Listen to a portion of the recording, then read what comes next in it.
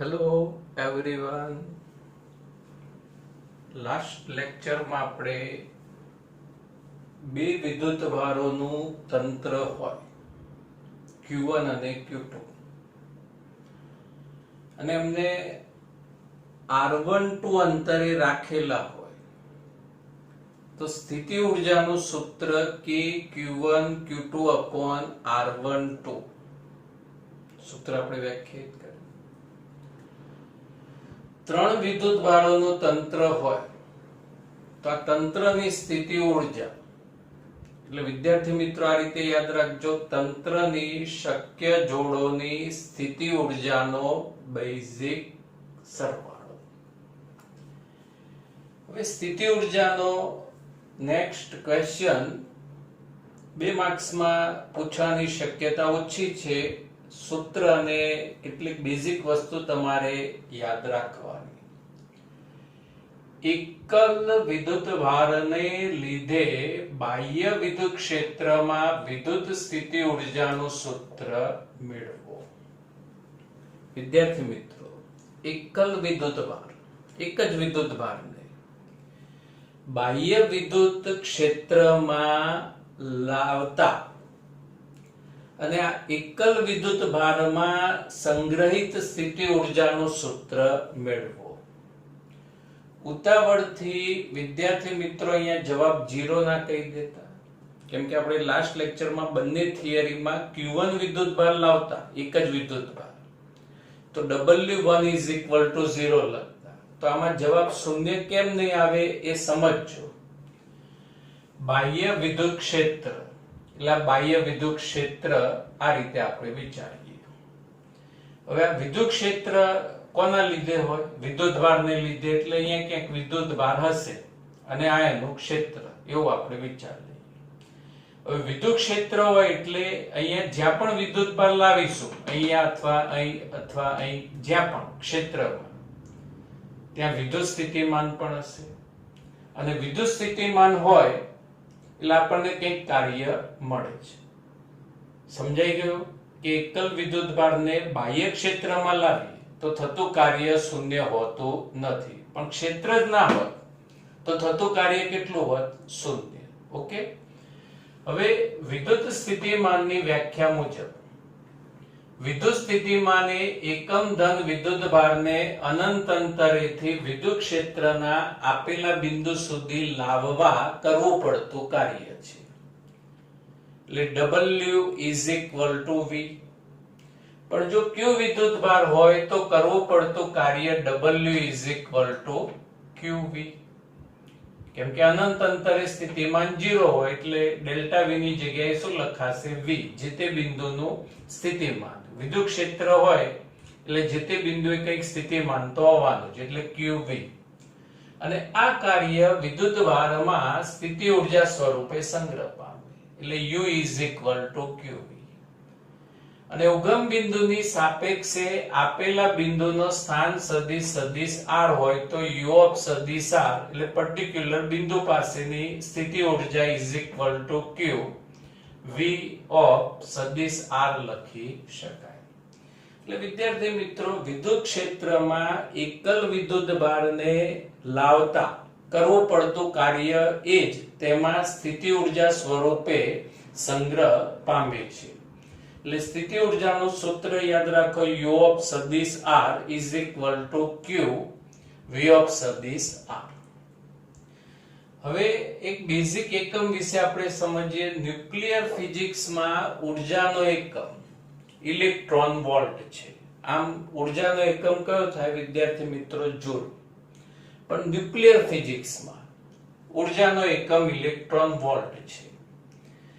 1 eV ની વ્યાખ્યા તો 1 વોલ્ટના વિદ્યુત સ્થિતિમાનના તફાવતની અસર હેઠળ પસાર થતા ઇલેક્ટ્રોનની સ્થિતિ ઊર્જા અથવા ગતિ ઊર્જામાં થતા ફેરફારને 1 eV કહે છે. આપણે વિદ્યાર્થી મિત્રો વિચારીએ કે અહીંયા પ્લસ માઇનસ વિદ્યુત ક્ષેત્ર ધન થી ઋણ અને અહીંયા વિદ્યુત સ્થિતિમાનનો તફાવત ધારો કે 1 વોલ્ટ છે.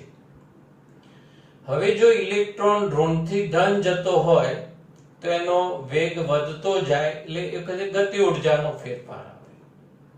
પણ જો ઇલેક્ટ્રોનને તમે ધનથી ઋણ ધકેલતા હોય, ધનથી ઋણ મોકલતા હોય, તે વખતે શું આવશે? સ્થિતિ ઉર્જાનો ફેરફાર. ટૂંકમાં 1 વોલ્ટના સ્થિતિમાનના તફાવતની અસર હેઠળ ઇલેક્ટ્રોનની સ્થિતિ ઉર્જા અથવા ગતિ ઉર્જામાં થતા ફેરફારને 1 eV કહે છે.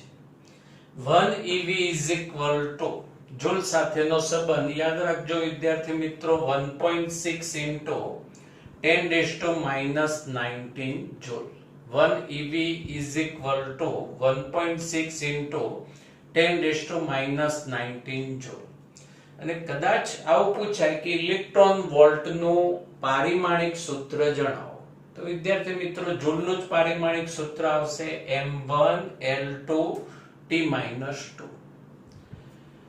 નેક્સ્ટ ક્વેશ્ચન, બાહ્ય વિદ્યુત ક્ષેત્રમાં એકબીજાથી r અંતરે રહેલા બે બિંદુવત વિદ્યુત ભારો માટે સ્થિતિ ઉર્જાનું સૂત્ર મેળવો. આ ક્વેશ્ચનમાં પણ વિદ્યાર્થી મિત્રો સૂત્ર જ મેઇન ધ્યાનમાં રાખવાનું છે. વિદ્યુત ક્ષેત્રમાં કેટલા વિદ્યુત ભાર? બે વિદ્યુત ભાર, અને એમના તંત્રની સ્થિતિ ઉર્જાનું સૂત્ર મેળવો. તો અહીંયા બાહ્ય વિદ્યુત ક્ષેત્ર સદિશ E માં આ કોઈ બાહ્ય વિદ્યુત ક્ષેત્ર સદિશ E માં સદિશ R1 અને સદિશ R2 સ્થાનોએ બે વિદ્યુતભાર Q1 અને Q2 ને અનંત અંતરેથી લાવવા છે. બાહ્ય વિદ્યુત ક્ષેત્ર સદિશ E માં ઉગમ બિંદુની સાપેક્ષે સદિશ R1 અને સદિશ R2 સ્થાનોએ બે વિદ્યુતભાર Q1 અને Q2 ને અનંત અંતરેથી લાવવા છે. હવે વારા પડતી બંને વિદ્યુતભારોને લાવીએ. તો Q1 વિદ્યુતભારને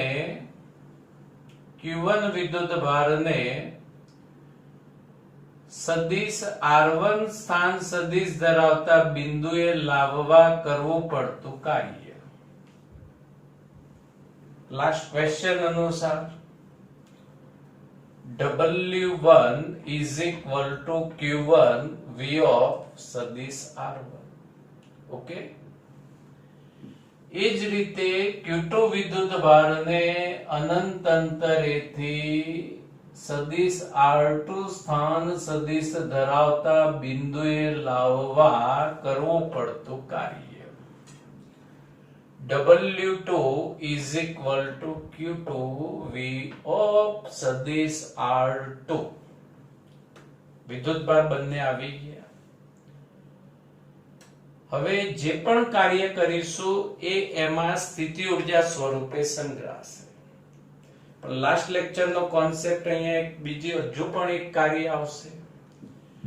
તમે Q1 વિદ્યુતભારને અહીંયા મૂકી તમે Q2 વિદ્યુતભારને લેવા પાછા ગયા,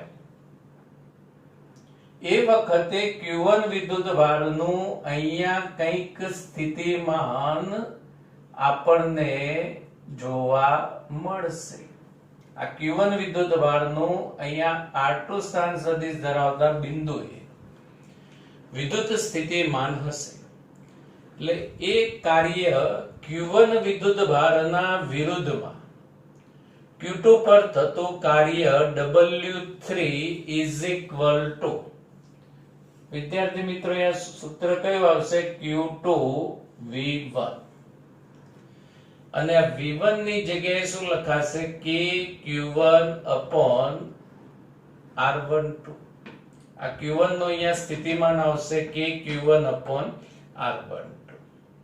એટલે ત્રીજું કાર્ય થશે. ત્રણ કાર્ય થયા. પહેલા Q1 ને લાયા, એને મૂકી પાછા ગયા એટલે Q2 પર જે કાર્ય કર્યું એ. પણ Q2 ને લાવતા હતા Q1 ના પાડતો તો ભાઈ આઈ એમ પ્રેઝન્ટ, હું છું, તારે આવવાની જરૂર નથી. કેમ કે પ્લસ પ્લસ વિદ્યુતભારો વચ્ચે અપાકર્ષી બળ લાગવાનું, પણ એના વિરુદ્ધ આપણે Q1 ના વિદ્યુત ક્ષેત્રની વિરુદ્ધ અહીંયા Q2 ને લાવવા આપણે જે કાર્ય કર્યું એ Q2 V1 અને V1 ની જગ્યાએ K Q1/R12. સમજાઈ ગયું?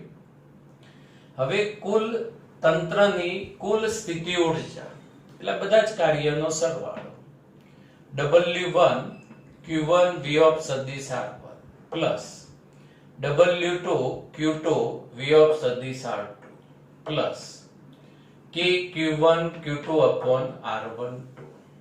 આ તંત્રની સ્થિતિ ઊર્જા થઈ. સૂત્ર યાદ રાખજો બાળકો કે વિદ્યુત ક્ષેત્રમાં બે વિદ્યુતભાર હોય Q1 અને Q2, તો આ તંત્રની કુલ સ્થિતિ ઊર્જાનું સૂત્ર કયું?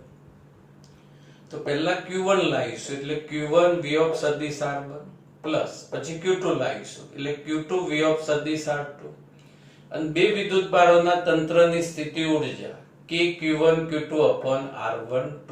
આ રીતે સૂત્ર તમારે યાદ રાખવાનું. Next question is IMP for 2 marks. બાહ્ય વિદ્યુત ક્ષેત્રમાં ડાયપોલની સ્થિતિ ઊર્જાનું સૂત્ર મેળવો. બાહ્ય વિદ્યુત ક્ષેત્રમાં ડાયપોલની સ્થિતિ ઊર્જાનું સૂત્ર મેળવો. થિયરીના ફર્સ્ટ 3 પોઈન્ટ્સ જે આપણે બોર્ડ પર લખ્યા નથી પણ તમે ભૂમિતિ પરથી યાદ રાખી શકો. પ્લસ Q અને માઇનસ Q વિદ્યુતભાર ધરાવતી વિદ્યુત ડાયપોલ સમાન વિદ્યુત ક્ષેત્ર સદિશ E માં મૂકેલ છે. કોને શેમાં મૂકીશું? તો વિદ્યુત ડાયપોલને સમાન વિદ્યુત ક્ષેત્ર સદિશ E માં મૂકેલ છે. સેકન્ડ પોઈન્ટ, સદિશ P અને સદિશ E એટલે વિદ્યુત ડાયપોલ મોમેન્ટ અને વિદ્યુત ક્ષેત્ર વચ્ચેનો ખૂણો ધારો કે થીટા છે. થર્ડ પોઈન્ટ, ડાયપોલ પર લાગતું પરિણામી બળ ચેપ્ટર 1 પ્રમાણે 0 છે અને લાગતું ટોર્ક સદિશ ટાઉ ઇઝ ઇક્વલ ટુ સદિશ P ક્રોસ સદિશ E છે. આ 3 પોઈન્ટ તમારે લખવા પડશે. પહેલો પોઈન્ટ શું આવશે? ડાયપોલને એટલે કે પ્લસ Q અને માઇનસ Q વિદ્યુતભારને સમાન વિદ્યુત ક્ષેત્ર સદિશ E માં મૂકેલ છે. સદિશ P અને સદિશ E વચ્ચેનો ખૂણો થીટા છે. ડાયપોલ પર લાગતું પરિણામી બળ કુલ બળ 0 અને ટોર્ક સદિશ ટાઉ ઇઝ ઇક્વલ ટુ સદિશ P ક્રોસ સદિશ E છે. હવે ડાયપોલને આ જે ટોર્ક લાગશે એ ચેપ્ટર 1 પ્રમાણે આ રીતે લાગશે, થીટા ખૂણો ઘટે એ રીતે. હવે સ્થિતિ ઊર્જાનું સૂત્ર સાબિત કરવું એટલે આ ટોર્કની વિરુદ્ધ ડાયપોલને d થીટા જેટલું સૂક્ષ્મ સ્થાનાંતર આપવા કરવું પડતું કાર્ય dw is equal to. વિદ્યાર્થી મિત્રો, ધોરણ 11 પ્રમાણે કાર્યનું સૂત્ર શું થાય? બળ ગુણ્યા સ્થાનાંતર. પણ ચાક ગતિમાં બળની જગ્યાએ શું આવશે? ટોર્ક. અને સ્થાનાંતરની જગ્યાએ કોણીય સ્થાનાંતર. અહીં સૂક્ષ્મ સ્થાનાંતર છે એટલે d થીટા. ઓકે, સમજાયું? હવે આ ટોર્કની જગ્યાએ લખી શકાય Pe sin theta d theta. ટોર્કની જગ્યાએ Pe sin theta d theta એમના એમ. હવે ડાયપોલ પર થતું કુલ કાર્ય, તો ડાયપોલને θ1 થી θ કોણે ભ્રમણ કરાવવા બાહ્ય ટોર્ક વડે થયેલું કાર્ય. વિદ્યુત ક્ષેત્રનું ટોર્ક એને આ રીતે ભ્રમણ કરાવશે, પણ આપણે જે બહારથી બળ લગાડીશું એટલે એ બળનું એટલે બાહ્ય ટોર્ક વડે થતું કાર્ય એટલે આવા સૂક્ષ્મ કાર્યનો સરવાળો, અને સરવાળો શેમાં પરિણમે? સંકલનમાં. એટલે કુલ કાર્ય W is equal to integration theta1 to theta2 dw. dw is equal to Pe sin theta d theta, Pe bar. Integration sin theta d theta, sin theta નું સંકલન સાસરો ઋણ થાય એટલે minus cos theta, upper limit ઉપર lower limit નીચે, minus નિશાની બહાર લઈ લો એટલે minus Pe cos upper limit પહેલા એટલે cos theta 2 minus cos theta, ઋણ નિશાની પાછી અંદર લઈ જાઓ એટલે W is equal to Pe cos theta 1 minus cos theta 2. વિદ્યાર્થી મિત્રો સૂત્ર યાદ રાખજો. વિદ્યુત ક્ષેત્રમાં ડાયપોલ પર થતું કાર્ય નું સૂત્ર W is equal to Pe cos પ્રારંભિક ખૂણો minus cos અંતિમ ખૂણો. આ રીતે સૂત્ર યાદ રાખજો. આ કાર્ય ડાયપોલમાં સ્થિતિ ઊર્જા રૂપે સંગ્રહ પામે છે. હવે આનું વ્યાપક, આનું જનરલ સમીકરણ આપણે વ્યાખ્યાયિત કરીએ બાળકો. જો θ1 પ્રારંભિક ખૂણો 90 હોય અને ડાયપોલને θ2 is equal to θ કોણે ભ્રમણ આપીએ. હવે બે કિંમત આ સમીકરણમાં મૂકીએ તો અહીંયા W અથવા U is equal to Pe cos પ્રારંભિક ખૂણો 90 minus cos અંતિમ ખૂણો θ. cos 90 0 એટલે અહીંયા minus Pe cos θ. ડોટ ગુણાકાર એટલે સ્થિતિ ઊર્જા is equal to minus સદિશ P ડોટ સદિશ E. આ સ્થિતિ ઊર્જાનું વ્યાપક સમીકરણ. હવે સ્થિતિ ઊર્જાના ત્રણ કિસ્સાઓની ચર્ચા. વિદ્યાર્થી મિત્રો, સમાન વિદ્યુત ક્ષેત્રમાં સ્થિતિ ઊર્જાનું સૂત્ર ડાયપોલ માટે U is equal to minus સદિશ P ડોટ સદિશ E. ડોટ ગુણાકાર એટલે minus Pe cos θ. થીટા એટલે સદિશ P, ડાયપોલ મોમેન્ટ અને વિદ્યુત ક્ષેત્ર વચ્ચેનો ખૂણો એંગલ. હવે જો સદિશ P સમાંતર સદિશ E હોય તો, એટલે કે ડાયપોલ મોમેન્ટ વિદ્યુત ક્ષેત્રને સમાંતર હોય તો થીટા is equal to 0. અને અહીંયા થીટા 0 મૂકી દો, cos 0 ની કિંમત બાળકો 1 એટલે સ્થિતિ ઊર્જા is equal to minus Pe, જેને સ્થિતિ ઊર્જાનું મિનિમમ લઘુત્તમ મૂલ્ય કહે છે. અને આવી સિચ્યુએશનને ડાયપોલ સ્થાયી સમતોલનમાં છે એમ કહી શકાય. પીએસક્યુ માં પૂછાય કે ડાયપોલ સ્થાયી સમતોલનમાં હોય ત્યારે સદિશ P અને સદિશ E વચ્ચેનો ખૂણો ખાલી જગ્યા હોય 0. હવે જો સદિશ P લંબ સદિશ E હોય તો theta is equal to 90 degree અને cos 90 is equal to 0 એટલે સ્થિતિ ઊર્જા is equal to 0 થાય. તો સમાન વિદ્યુત ક્ષેત્રમાં ડાયપોલની સ્થિતિ ઊર્જા ક્યારે શૂન્ય હોય? તો જ્યારે ડાયપોલ વિદ્યુત ક્ષેત્રને લંબ હોય ત્યારે. થર્ડ વન, જો સદિશ P પ્રતિ સમાંતર સદિશ E,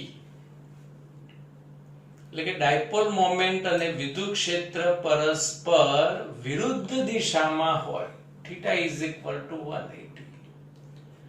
અહીંયા આવશે cos 180. cos 180 ની વેલ્યુ વિદ્યાર્થી મિત્રો -1 થાય એટલે માઇનસ માઇનસ પ્લસ એટલે U is equal to plus PE, સ્થિતિ ઉર્જાનું મહત્તમ મૂલ્ય, જેને ડાયપોલની અસ્થાયી સમતોલન સ્થિતિ કહે છે. તો વિદ્યુત ક્ષેત્રમાં ડાયપોલ ક્યારે અસ્થાયી સમતોલન સ્થિતિમાં હોય? તો સદિશ P પ્રતિ સમાંતર સદિશ E હોય ત્યારે, એટલે કે θ 180 અંશ હોય ત્યારે. Thank you.